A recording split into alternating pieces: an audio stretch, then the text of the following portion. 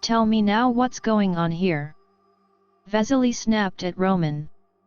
I told you everything. A man could not do such a thing, could he? Yes, you are right. Roman thoughtfully agreed. Tell me. Vasia started to press him. He was very angry at Roman, he wanted to wring his neck, because for his fault, as he thought, he and Daria would not see each other again. Roman began his story without holding back. Told about the first quiet night, when the creatures did not fully show themselves, then about the stolen boat, about hundreds of green eyes in the woods and how he was left alone. Told him everything, in detail, down to the smallest detail.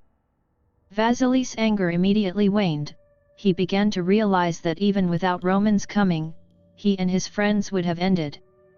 I'm going to the forest, he declared. Where? Why? Roman asked in surprise.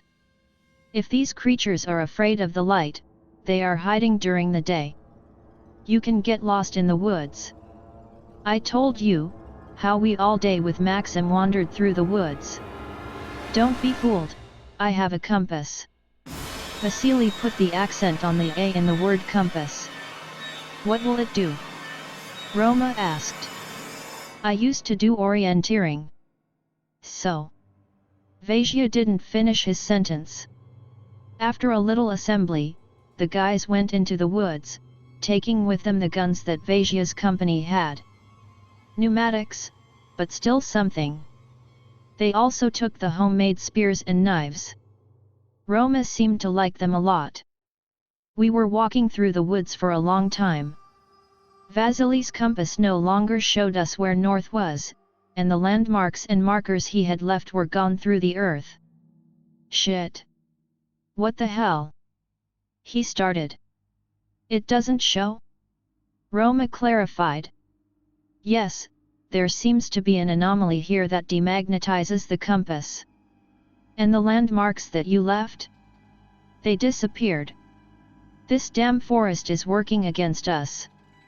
After finishing their dialogue, they walked on and were silent. The compass doesn't work, the landmarks are gone. How would they get out now?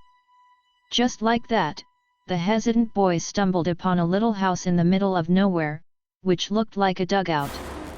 The windows were boarded up, the walls and door were covered with moss, and the roof, if you could call it that, was an extension of the elevation, as if the house was jutting out of the hill.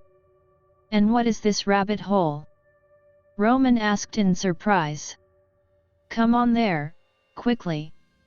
What if Daria is still alive? Vasily ran to the front door of this hobbit hole, only the door was not round, like the hobbits, but square.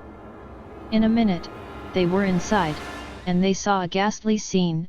On the shelves were all kinds of jars, with human remains floating inside them. On the walls were hung trinkets made of human bones. On the right wall was a table, on which lay, soaked with blood, medical instruments for dissection. Creepy. Vasily said. There's certainly no one here. Maybe we should keep looking. Maybe we can save Daria. Roman encouraged Vasily. Yes, you're right. After that they continued their journey. After half an hour through the endless forest, Roman saw people. Quiet. Wait. He started. What is it? Vasily asked in surprise. SHH. Sit down, in case they see you. They could see two silhouettes approaching them. They were walking and talking about something. It was clear from their conversation that they were a girl and a boy. Oksana! Vasily shouted joyfully. Vasia?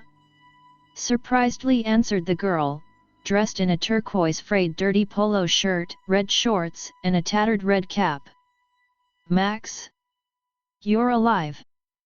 Roman shouted excitedly. Yes, Oksana was walking with Max.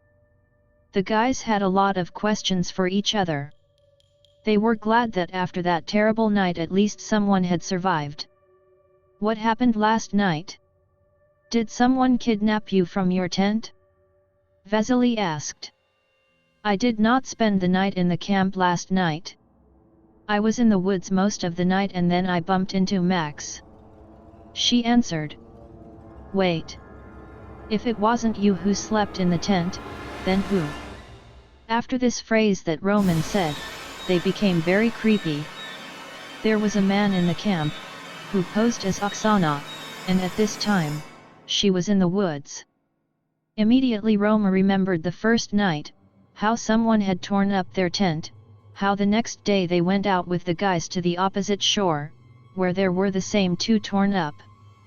The reflection was interrupted by Maxim. We sat out the night in some cabin. Yes, it was terrible. Those things around. Oksana said. So what was it like? Roman asked. And Oksana began to tell what happened to her.